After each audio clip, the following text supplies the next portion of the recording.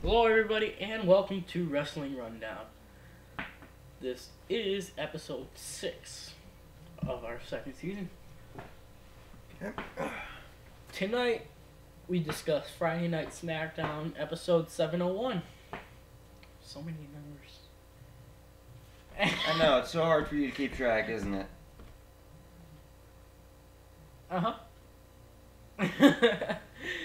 Anyway, well, we have some interesting stories coming up for you towards in the show as well as the end of the show, including a few surprises along the way and whatever banter we decide to conjure up as we go along. Anyway, we are going to start Friday Night Smackdown. Team Hell No is going to open the show, over the broadcast, saying that they're going to win the Royal Rumble match. They basically argue. Don't they always? Yeah. The Big Show quickly interrupts them to say, I'm going to win the Royal Rumble match, whatever bullshit it is. Excuse me. I think Big Show said a racist thing, but I'm not completely sure. Okay. I forgot what he said, but I think he said something racist. It just sounded racist. It really did. Why bring it up if you can't even remember? Because I'm an idiot! At least he admits it. Anyway, Team Rhodes Scholars then proceed to the ring, saying, we're gonna win. No one gives a damn. They say, though. Because it's the same shit every week. But oh well. Alberto Del Rio then comes out to sort of even things up because the three of them were going to basically attack Team Hell No. Of course, Booker T would come out. And at first I thought he was just going to say, we're going to have a 6-man tag team match. Well, no. He surprised me. He said we're going to have a 6-man tag team elimination match. That caught me off guard, but I approve big time of that match. Because that was creative on their part. Definitely. Okay. Our opening bout is going to be a match between Sheamus and Wade Barrett. It's more or less going to be a rematch from the Beat the Clock challenge, since that match more or less ended without a decisive winner. The match was intense. Both sides were extremely athletic, and they showed just great energy in the ring. And in the end, Sheamus would win. I mean, this match was nothing short of impressive. I mean, I really enjoyed watching these two fight. I mean, one's bare knuckle fighter. I mean, he just gets into it. That sounded wrong. The other just, kicks ass generally. I mean, and they're both pretty evenly matched, so you can sort of see where it balances out, I guess is what I'm trying to say, whatever way. Our next match was probably one of the most unimpressive matches of the night. It was really an unneeded match, honestly. But they've been trying to put it across the point of having their divas compete every week. This week's match was between Natalya and Rosa Mendes. Yeah, Rosa Mendes. Natalya, she is good talent. She's pretty dominant talent. When she's not catering to Great Khali, and I don't think that was a right. Whenever she's hanging around Khali or whatever, but she is good talent. She is a member of the Hart family. She is probably one of the best divas in the business right now. Especially when she teamed up with Beth Phoenix, and they were just dominant. However, Rosa Mendes is, well, more or less a joke. All she is sex appeal, and that's just about it. All she is a chauffeur for the Primo and Epico tag team, and nothing more. It's just she has little to no talent in the ring, and in my mind, has really no right to be in the ring. For weeks now, we've been pushing the fact that they need to stop, doing this. They need to have their divas compete and, actually have some sort of talent. Mm-hmm. Instead of all this sex appeal bullshit that they've been shoving into our faces. I'm going to kind of take the other path and kind of disagree with Gary on this one. My point is that with the sex appeal thing, yeah, it's good to have some of that, but that's just pure entertainment. But the other thing is, Rosa Mendes, she can be good talent if they trained her right. Or if they put her on, they trained her in FCW or whatever, their training facilities. And that can make her a pretty good wrestler. Yeah, but here's the counter to that. Do you honestly think that they're going to bother? No, because she just follows the tag team around and my point more. Exactly. But I'm just saying... It's WWE's fault because all they care about is... Well, I should say Mr. McMahon's fault because all he seems to care about is sex appeal and shoving it right into the faces of the viewers and the fans. Sometimes more literally than figuratively. You're just, but no, like, and I agree with you totally. But what I'm saying is they should at least give her some time to, I'm not saying that they should keep her away from Primo and Epico for a while. Let her go train and do what she's got to do and come back and see how she does. Yeah. If she doesn't do any better or show any progress, then just give her back to Primo and Epico. Currently, as she is, she has no right being in a ring to wrestle because she has no talent. And they need to train her and several other divas so that there will be actually decent talent in the roster once again. Because with Eve quitting for whatever reason, marriage, honeymoon, whatever, we've lost yet another very talented diva in the roster. That would add to the ranks of Beth Phoenix, the Bella Twins. Kelly. Exactly. They all have just up and disappeared. That's it. And it's really hurting the Divas division. Yeah, we have Caitlyn, we have Tamina, we have Layla, and maybe even AJ if she actually focused on wrestling instead of being the escort. Not even. Just the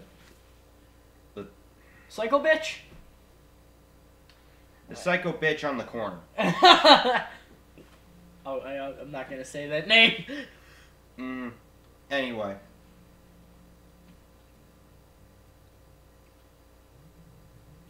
You know what I said. Not really. But anyway. Anyway. But let's face it. The roster is depleting. The Divas roster is depleting. Quickly. I mean, hell, if they started pushing Alicia Fox and maybe even trained her a little bit, and there we go. She was past Divas champion, and have her rise up the ranks once more and then there we go. We have another possibly good Divas rivalry on in the works. But Raw and SmackDown they're the same entities, but they're different brands. And Raw is basically WWE's flagship show. That's the big show. I mean, because it's live anyway. Mm-hmm.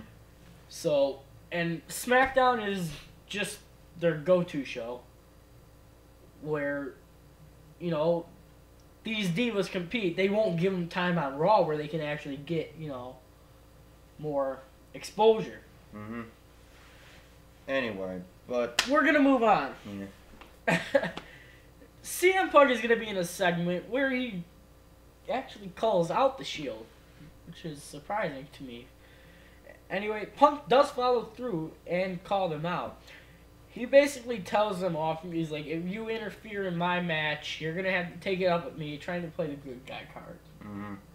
Of, I don't have anything to do with you. You're right. And And then CM Punk goes, now get out of here. And the Shield actually retreated instead of attacking. So, which they've done with no other superstar. Mm-hmm. So that kind of leaves a sour taste in my mouth of, is he really, Pretty much the situation is still stacked against Punk regardless, because the Shield could have just said, oh, we see no injustice being done here, we just see some superstar whose pride is too big for his realism or whatever, and they could have just left him alone for that case, or they could be working with him and just following his orders and leaving regardless. Anyway, The Rock's gonna come out, and he's gonna say some pretty powerful things, which just leaves CM Punk speechless in the middle of the ring. Folks, the Royal Rumble is shaping up to be very, very interesting. So, our next match is going to be more or less a complete waste of time squash match between Randy Orton and Drew McIntyre. Orton would win via disqualification because the other members of the three-man band would come in to attack, and then at the very end of all of it, there would be RKOs flying all over the place, and three members of the three-man band out cold. And you just see a trifecta of RKOs. Yep. Something with this. This is what pisses me off. It doesn't necessarily piss me off more than just infuriates me or aggravates me. Putting Orton in a match like this is a waste of time. They need to give him back they need to get him back up to the, at least higher mid-card to lower, high card. They need to start putting him back up in the ranks with John Cena, CM Punk, Sheamus. Where he can really show. Because let's face it, 3MB, they're a joke at this point. They're mid-carders at best. Low mid-carders. I mean, something that they could do with 3MB is they could use them as good stepping stones for faces, like Zack Ryder. Or if WWE ever decides to get their heads out of their ass. Little known fact about Zack Ryder. Yeah, we'll cover that later. But anyway, as I was saying, if WWE ever decides to get their head out of their asses and actually push Ryder once again, because he does have decent talent, he can be an upper mid-carder. But right now, they've just been using him as low cards and squash material. They could have him and maybe even like Santino and like one other person. Team Cobro! Oh jeez. Team Cobro and like one other person and like maybe Brodus Clay need to go up against 3MB. There we go. We have a good rivalry. Constant, like, makes you want to see what's going on. Good push for both sides. And WWE can see where things will go from there. Little note about 3MB. I don't like what they're necessarily doing with them. I don't like the fact that they're just using them for squash matches. Okay, let me reword that. I don't like the fact that they're using them in a negative manner. I mean, Heath Slater, he's a joke, honestly. He's just there. He's like Yoshitatsu. He has some sort of talent. Airtime. What? He just gets more airtime than Yoshi. Yes. Anyway, Jinder Mahal, he could have had something with Ryback, but they decided to just scrap that. And Drew McIntyre, when he first been out on injury for a long time. But when he first started off in WWE, Vince McMahon gave him this huge push, took him so far, dominated a sumbitch, and dropped him. I mean, this is their McMahon problem. even went as far as to say that he was the chosen one, and for the WWE. So it's just it's kind of sad just to see that these three guys don't could be used in a more positive manner are just more or less being used as a complete joke now, and really don't even deserve the airtime that they're being given. Yeah, and that's basically the whole thing with it. This is WWE's problem. This is in itself is their whole problem. They take a superstar so far, and then they drop the ball. Or they just push the same freaking matches every pay-per-view, and it just gets old. It's WWE fails to realize that nobody wants to have a superstar just all of a sudden shoved in their face. We want to see superstars climb up the ranks, and that way people will get more and more interested to see just how far somebody can go on their own power before the company decides to give them a bit of a push. Not immediately from the gates being shoved out into the limelight like they did with Ryback. Because ever since they started doing Ryback versus Punk, they've been completely dropping the ball against Ryback and making it so that all of the work that they did pushing him up, making him look dominant, just became nothing but a joke. And it's just getting extremely annoying. I mean, yes, viewers, like some fans, think that he doesn't deserve the chance to show his true potential. Well, they do all the Goldberg bullshit chants and all that other crap. Yeah. There are some of us, like me and Jason here, who believe that Ryback has genuine talent and that he will become a great champion in his own right. He will dominate in the Royal Rumble this year because he is that good. Yeah, we're not saying that he's going to be the ultimate winner. Of course we're not going to say that. He can come pretty damn close, but he'll be destructive, I can tell you that. Yeah, like, if anything, I'm even willing to bet that they may even try to, one of these years, have Ryback make a new record for a number of people eliminated before being eliminated himself. Because I think the current holder is, like, what, Kane? Yes. With, like, how many people? No, it's Kane, but I think there's somebody before him, I forgot. Maybe Taker? No, I think it's a retired wrestler, and I forgot who it was. But yeah, the current placeholder is like Kane, and with 11 people eliminated before being eliminated himself, they could easily have Ryback try to topple that record over, and just make it so that he's even more solidified as a decent wrestler, an actual wrestler, as opposed to just McMahon's current thing, or fad, or whatever you want to call it. Yeah, I mean, it's like, I can see, actually, I'll come back to this at the end of the show, because it's something I want to discuss. We'll move on, because we're off on a tangent, but, you know. Last but not least, The Miz is going to face off against Darren Young in the next match. No. It was just boring. They're horribly dropping the ball with The Miz.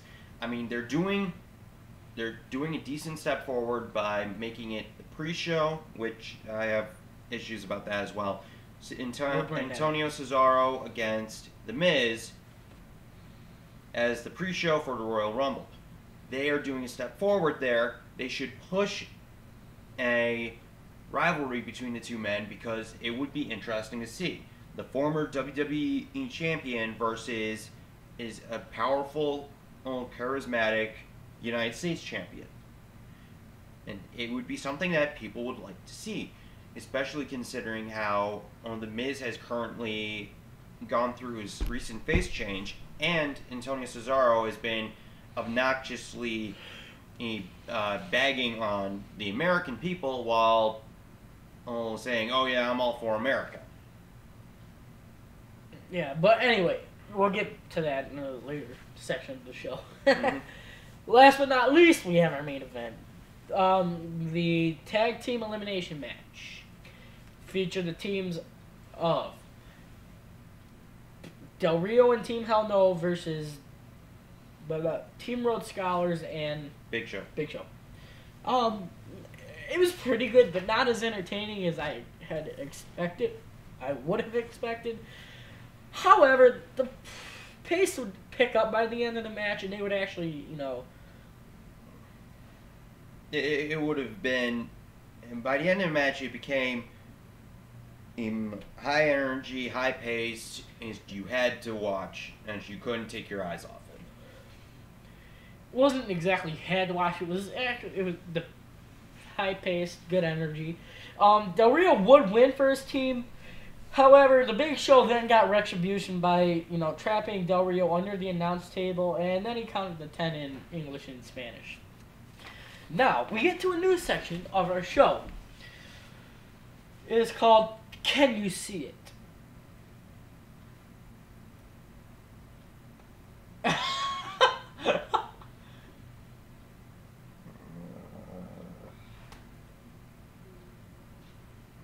Go with me on this. I'm sorry. When was the meeting to discuss about the naming of this new segment? I was gonna bring it up. Actually, the meeting was upstairs about an hour ago. Yeah. Okay. This is only this is a one-time segment for now. Yeah. For now, knowing you. For now. Anyway, Tamina in the Royal Rumble. Can you see it? Maybe. If they don't decide to have Karma show up, then maybe Tamina. But I think currently she's too focused on the Divas Championship to really I don't think she's bother. even focused on that. They're just teasing that. I mean, because in the past couple of years, you've had dominant divas like Beth Phoenix and Karma in the matches, eliminating quite a few people, and it was pretty. Karma eliminating Cole because Cole was too busy shitting his pants. Don't hurt me! Wham! And he's gone. And here comes Lawler going, okay. Yeah, right. John Cena winning the Royal Rumble match. I know that it's not a very popular outcome, but it may be the only outcome. If they are to have the type of Royal or of WrestleMania matches that they want to have planned, people are going to be very pissed that Cena is going to win again, and because there are obviously the Cena haters saying, he doesn't deserve any more chances. He's had his time. Let somebody else win it. But personally, I would like to see that happen, and it would lead to some pretty interesting matchups at WrestleMania again. But you just never know. Yeah, honestly, you don't. Because with the way they want to direct their storylines, if you want to call them that, it's a logical choice, but at the same time, it's the most logical money-making choice. Yes. Brock Lesnar returning at the Royal Rumble. I can the see pay-per-view itself. I can see him showing up in the Royal Rumble match. Maybe even to interfere in the WWE Championship match as like a favor to Paul or something like that. And so I could probably see it. Yeah, most likely not going to happen, but I can see it. All right, now we move on to another segment that I so recently coined about 5 minutes ago. Oh dear Lord! Just for today. The Royal Rumble Rundown. Or the Rumble Rundown, whichever one works. Good boy. So far, we have learned that 2 former WWE superstars will be... 3. 2 confirmed. 2 confirmed, 1 possibly. 2 that are returning in the Royal Rumble match. You will have Shelton Benjamin and Carlito. Now, I don't have a problem with these choices. They were very, very good superstars back when they were employed. Mm-hmm. And if they intend to do this the right way in putting them in the roster after the Royal Rumble and bring them back onto Raw, they can do some pretty serious... Some very good, storylines fresh storylines and rivalries, yes. And with this, they can use superstars that are already employed that they don't use on their shows. Mm-hmm.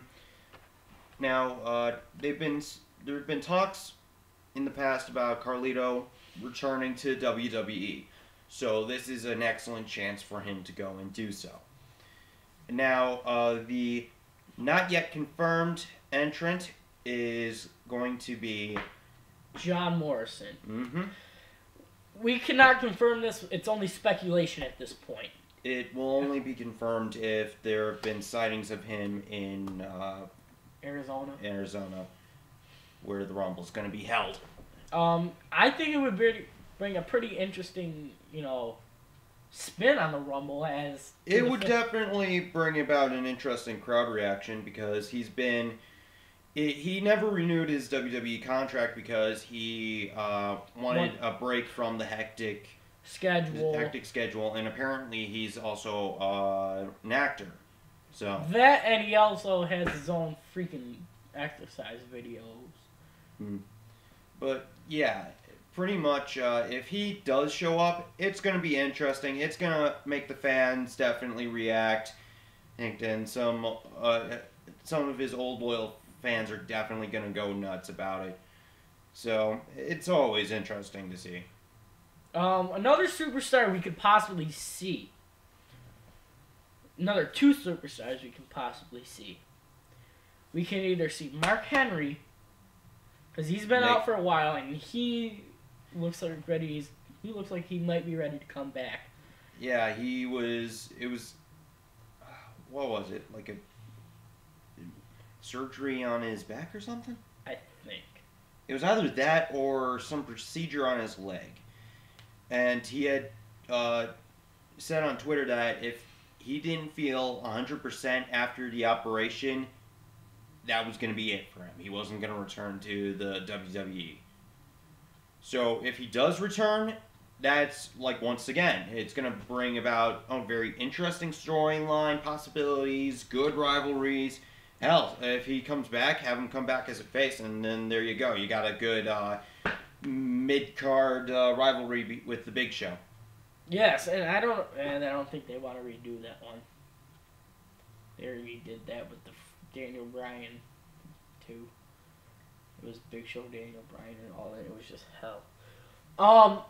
Anyway, some of these can be just one-off appearances, like Road Dogg and Billy Gunn. They'll be there. They're confirmed.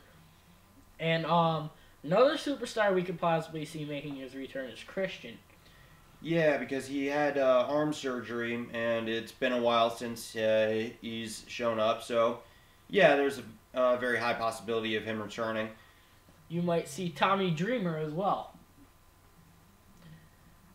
Some of these are not confirmed. Most of these are not confirmed, but besides Carlito and Shelton Benjamin, we don't know who else is going to be there. So, these are just speculated names going through the WWE at this point. Just a quick backtrack to Can You See It? Something that just popped into my mind. Shield members joining in. That was something I was going to bring up. In this section, actually. The Shield being in the Royal Rumble match. I don't know if they're going to be in it. I don't want them to be in it, but not for the reason of them because I don't like them as a faction. It's for the reason that if you put... I mean, come on. We know 3MB is going to be in there, and if you put the Shield in there, it's basically... Hell. And then you got Rhodes Scholars, Team Hell No, all these tag teams. Yes, but keep in mind, it is the Royal Rumble. At some point, team members will have to turn against each other in order to win. I think they would do more damage outside interference in the Rumble. Possibly. Rather than being in the Rumble itself. Yeah, but that would cause a bit of an outroar or two, if you think about it. Well, being in the Rumble is basically fighting for the injustice instead of against it. So maybe just have one of their members join in as an entrant, and then have the other two jump in to assist as the one. That way, if one of their members win, they'll be able to they'll be able to challenge the champion, and then they'll be able to change the WWE the way they. I gotta stop you there because I like that. If there was one that was just gonna go in, my choice would be Roman Reigns, and here's why. He's just very dominant. I mean, he's beat the shit out of so many people, and he's a strong dude. Yeah. And he can do some damage. Yeah, there's him, but you can't count out Seth Rollins. No. Yeah, Seth Rollins. He got decimated! Yeah, but here's the thing. He was, before Big E Langston and won it from him, he was the NXT champion. Before Big E Langston came in and took the belt from him, he was the NXT champion. That, and he is probably the most charismatic of the group. Not to mention, he was the one that everybody sees as going on after this whole Shield storyline is done as a very good singles competitor. Because so many people, when they saw him in NXT, they thought he was going to go into the WWE as a face right off the bat, because he played one so well in NXT. It surprised everybody when he came out as a heel, with the Shield and all that. I do see Dean Ambrose getting pretty far. I mean, he's got some good talent, but right now he's just a screaming banshee. Yeah, more or less. Speaking of NXT, one of their superstars will be in the Royal Rumble. Yeah, they're going to have a bit of a tournament match of their own to decide who's going to go on into the Royal Rumble. So it's going to be interesting to see which NXT it is, because once again, good chance for either Big E Langston or one of the members of the Shield to jump into the Royal Rumble. I could see Big E Langston in the Royal Rumble, but at this point he hasn't done shit among shit except threaten and the one interviewer and intimidate and interfere in a match. That's all he's there for right now. Yeah. So if you put him in the Royal Rumble, that kind of screws everything up.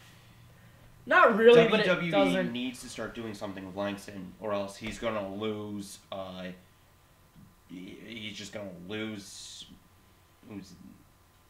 any and all reason of even being there, except for just being hired muscle. That's it. I can see him as a very good competitor. I can see him as a champion at some point in time. It's just that, once again, WWE is just dropping the ball, and they're not letting superstars climb up the ranks in their own power. They're going, no, you're staying there, and we're pushing him. No. Yeah. Okay, so that's it with that. Now we're going to move into the Leftovers, is what I'm just going to call it for now. It's not even a segment. It's just one of those things. Mm-hmm. Earlier, we mentioned something about Zack Ryder. We've recently found out that during high school, Zack Ryder had fought against cancer. Now, the reason why he never told anybody about it was because he didn't want sympathy. Exactly. And I can fully respect his decision on that. I can completely understand his mindset. And he wants to prove that he can do something in his own power or without having anybody know about his past battles. Because if he went and said, oh yeah, he fought against cancer at some point, WWE may have taken sympathy on him and said, okay, well, in order to employ? No, not employ. In order to help advocate against yeah, like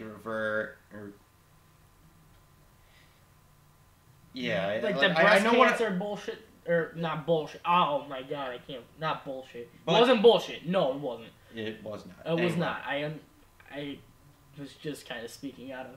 Yeah, but like they could have used him as a marketing tool as opposed to an actual competitor, and given him a championship title so that he could cut promos saying, oh yeah, in high school I fought cancer, or it was the most difficult time of my life, yada yada yada, and once again, just use him as a marketing tool instead of an actual competitor. But WWE actually did something good with this, and they didn't bring it up.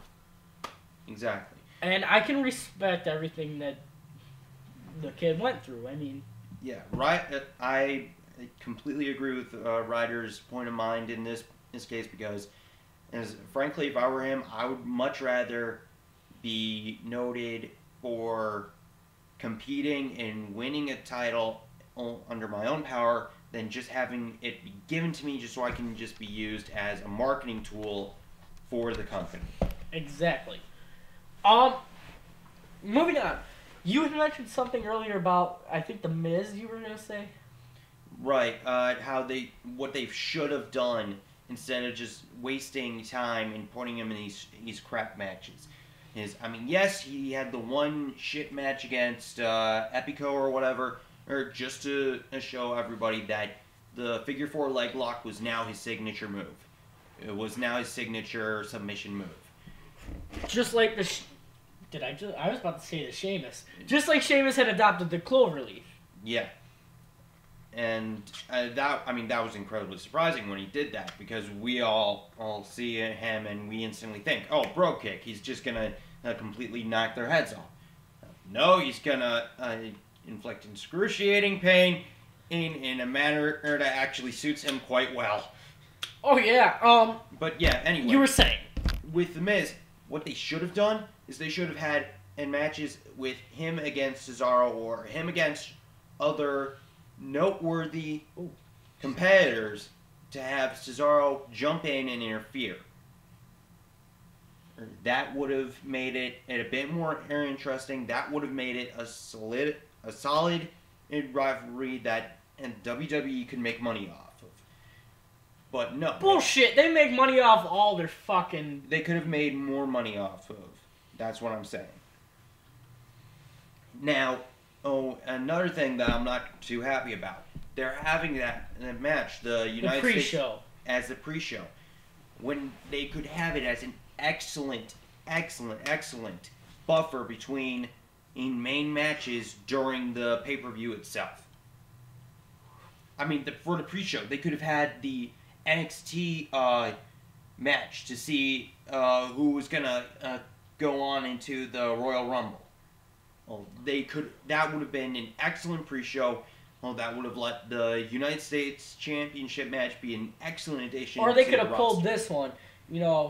Winner of the match between Miz and Cesaro at the pre-show goes on, and he's the champion. Mm-hmm. Loser of the match goes in at number 3 for the Royal Rumble.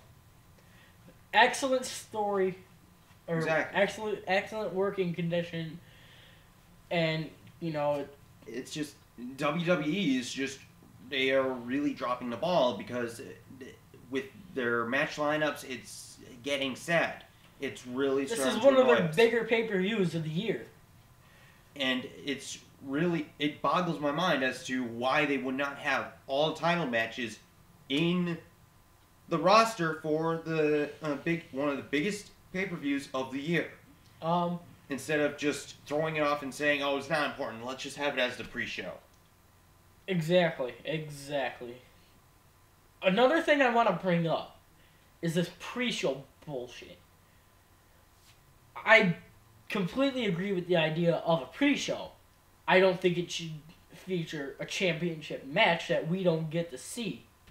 Exactly. Unless we go online.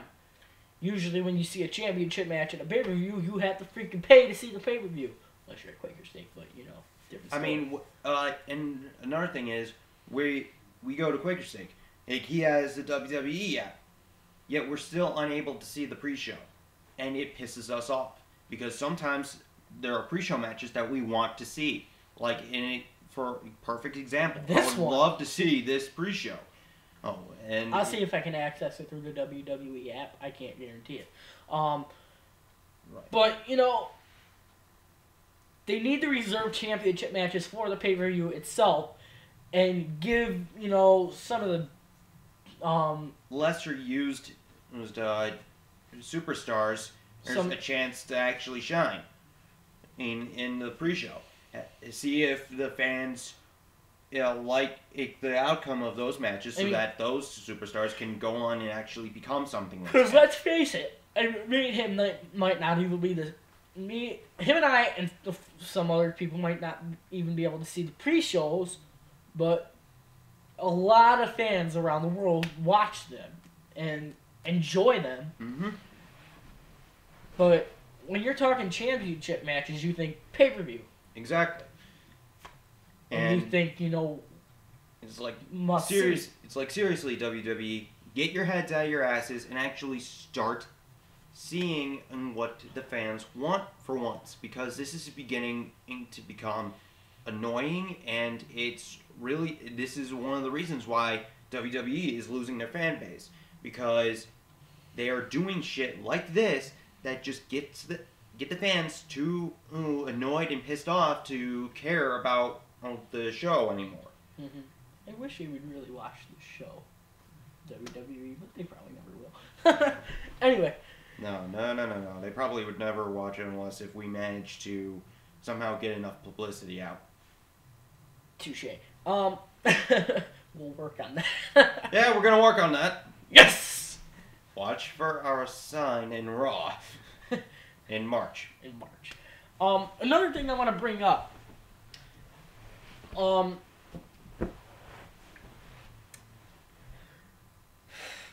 The fact of overdoing a rivalry or a match. Repeating it over and over and over again. Like, that's one of WWE's downfalls. Like when WWE did, Sheamus and Alberto Del Rio 15 different times. For the championship, no less. In, every pay-per-view. No, I can see, they can redo a match, Taker versus Triple H, or Taker versus Shawn Michaels, but that was at WrestleMania, that was a year apart. Mm-hmm. That's the kind of thing that we could see. That's what gets us interesting. Now, WWE could have been forgiven if the matches were different. Like, if one time it was a last man standing match, and the next time it was a regular match, and the time after that it would have been a submission match. But no, it was just a regular, or one... that gives me another good idea. One fall only match, and it was the same damn match every single time, with just a slightly different outcome. Sheamus wins by bro kick, Sheamus wins by Texas Cloverleaf, whatever. It's still annoying and it's stupid. WWE should stop doing that. Or like this, as much as I hate to say it, John Cena CM Punk rivalry that they had, maybe still do have a little. It's just a continuous circle. It's the same bullshit. And honestly, that's why they're, nobody gives a damn anymore. Mm-hmm. Exactly. Yeah, they tried to put a twist on things like a couple months ago. Oh, well, Cena lost because, both their shoulders were on the ground or whatever. On the mat. So it was both technically, they were both technically counted out. But here's the thing, Cena wasn't pinned.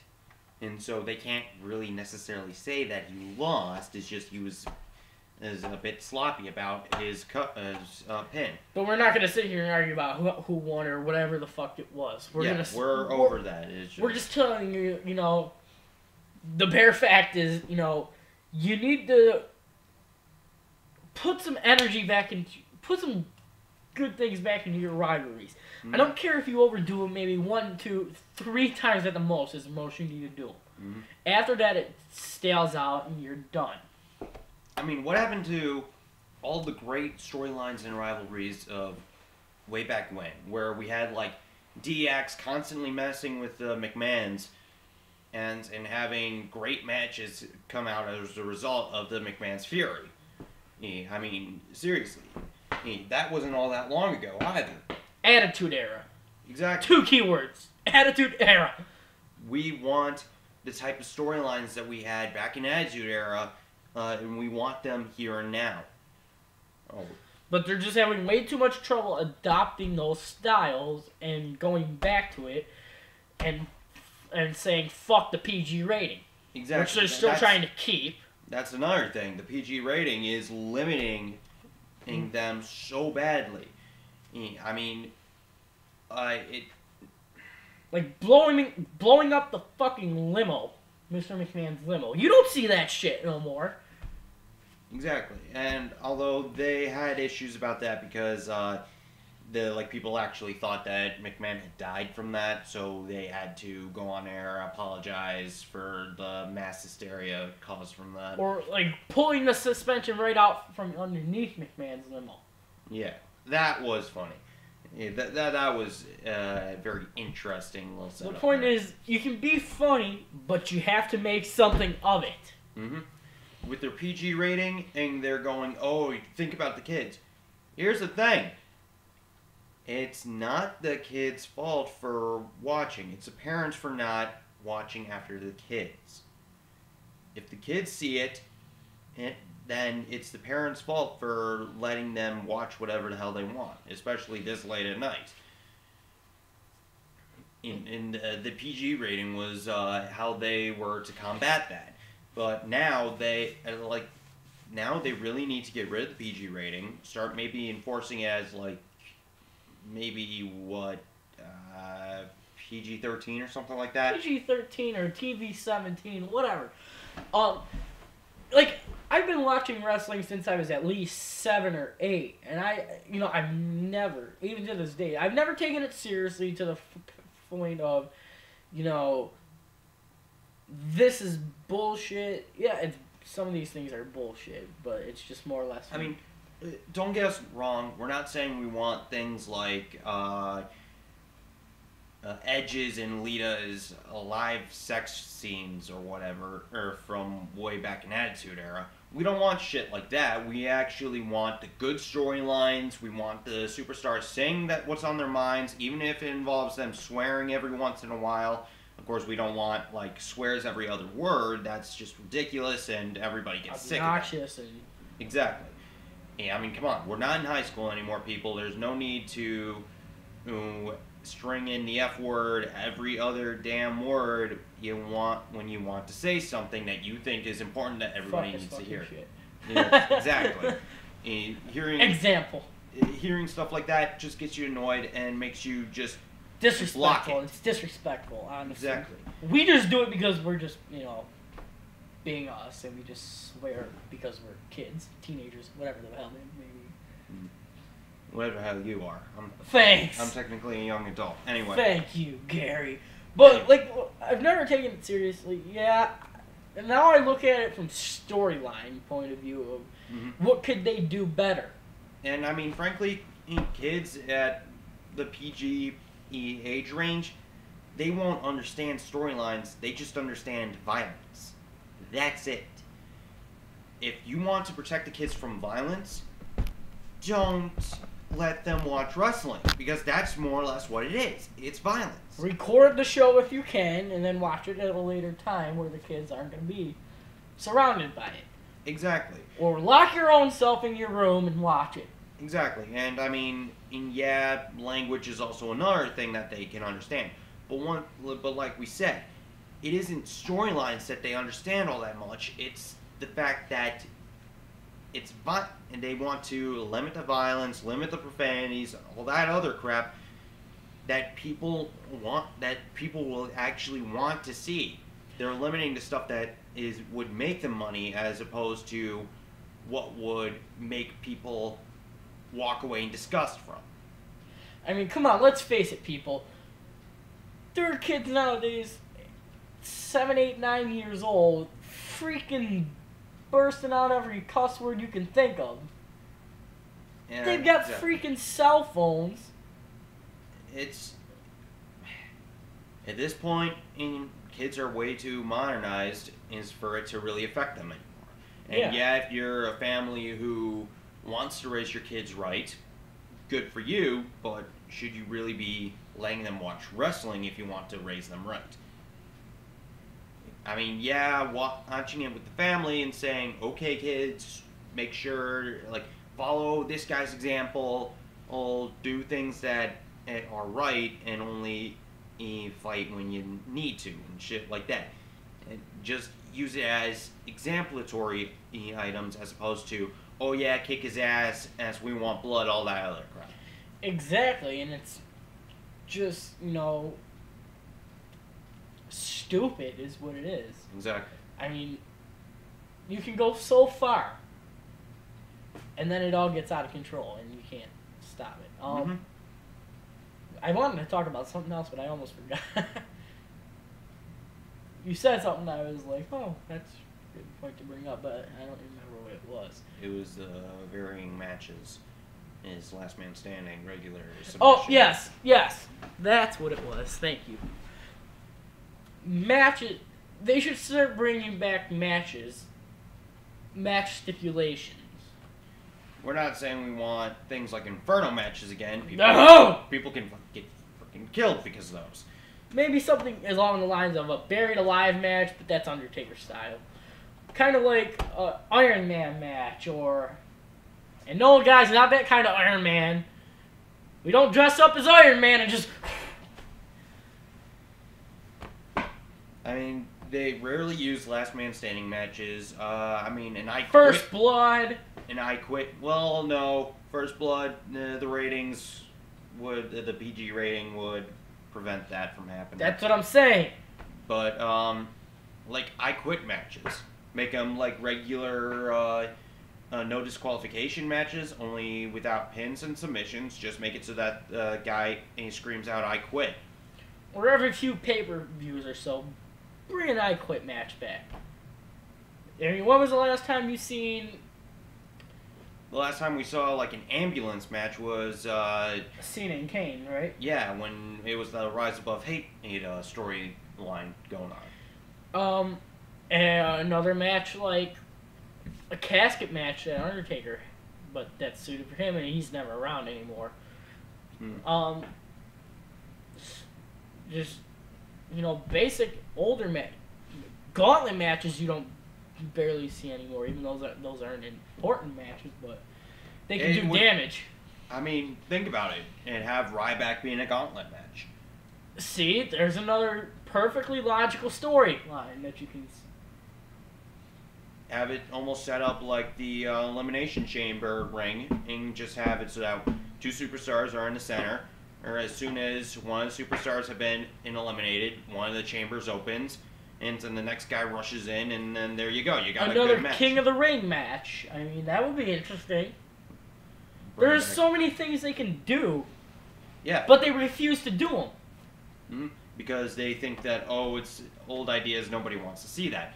And who cares if they're older ideas? It's like bringing back the old retired superstars to fighting matches. What's the difference in that? You're bringing back an older wrestler into a modern age. Just brush it up, tidy the edges a bit. There you go. You got a brand new match to bring into the series, and people would be interested. Going, oh, hey, I haven't seen this type of match in forever. Or we could see a Falls Count Anywhere match, Those are a bit more common. Not really anymore. A bit more common than, let's say, I Quit or ambulance matches.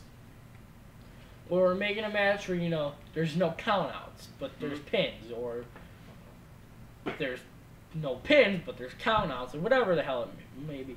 Yeah. Something that'll just bring something fresh back into our storylines and entertain. Well, guys, that's basically all we have. That's basically all we have for you on the wrestling point. I do want to share a little story today. That happened today. Today I was out for about 6 hours, from about 9 to 3, volunteering. You know, have fun in there. Yeah, continue on with the show. I'll try. It doesn't go well without you. Yeah, I'm bullshitting on that one. It still goes well. Anyway, yeah, but today I was volunteering. Well, it was actually a pretty decent time. The point I'm trying to bring with this is, if you do get a chance to volunteer, unless you're, you know, way too busy, which I don't think you should be. You know, people always have something to do. You know what, I'll just wait till Gary gets back to talk about this, because he'll shut me up. I hope you heard that, Gary. Anyway, but like I was saying, wrestling is just one of those things. That's a hobby, and it's fun to watch. Are you done in there? What the hell? Oh, that wasn't. I found a bowling pin.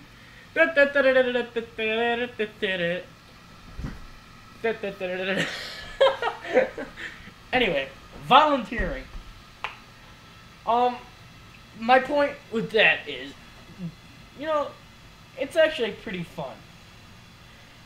But you gotta make it fun. Not obnoxious fun. Fun as in, you know, meet new people, do different things. And you feel sort of accomplishment. You know what I'm saying? Mm-hmm. Anything you want to add to that?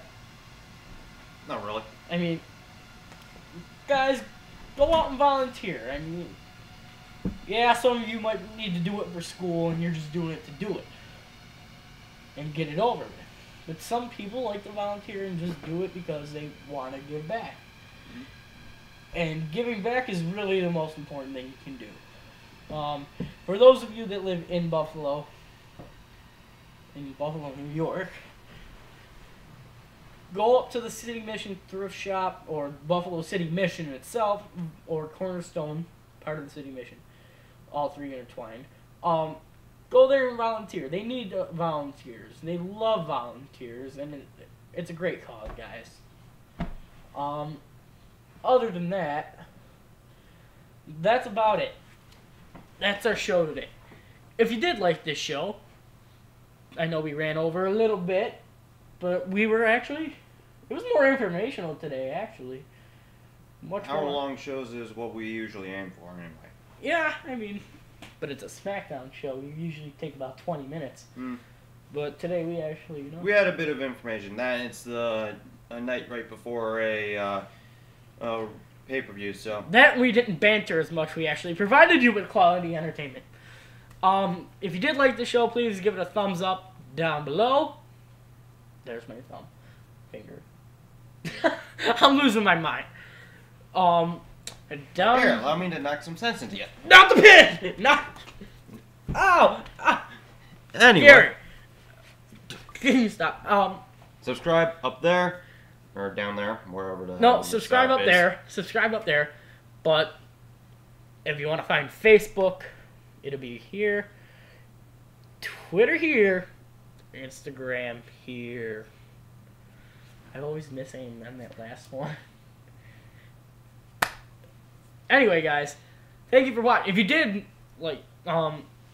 miss last week's episode, Tuesday's episode, it's up in the corner anyway. It'll be there. But thank you for watching, and don't forget to watch the Royal Rumble on Tuesday. We will be there at Quaker Steak Lube. On Sunday. We'll be at Quaker Steak Lube. Say hi to us if you want to. I don't think you will, but we never do. We're not popular enough. Not yet. Not yet. We'll get there one of these days. However, if autographs will be asked for, I will be knocking heads together. And I'll happily oblige. Anyway. His head will be the base for anybody else's head to be slammed Thank you for watching, and we will see you on our live show on Tuesday.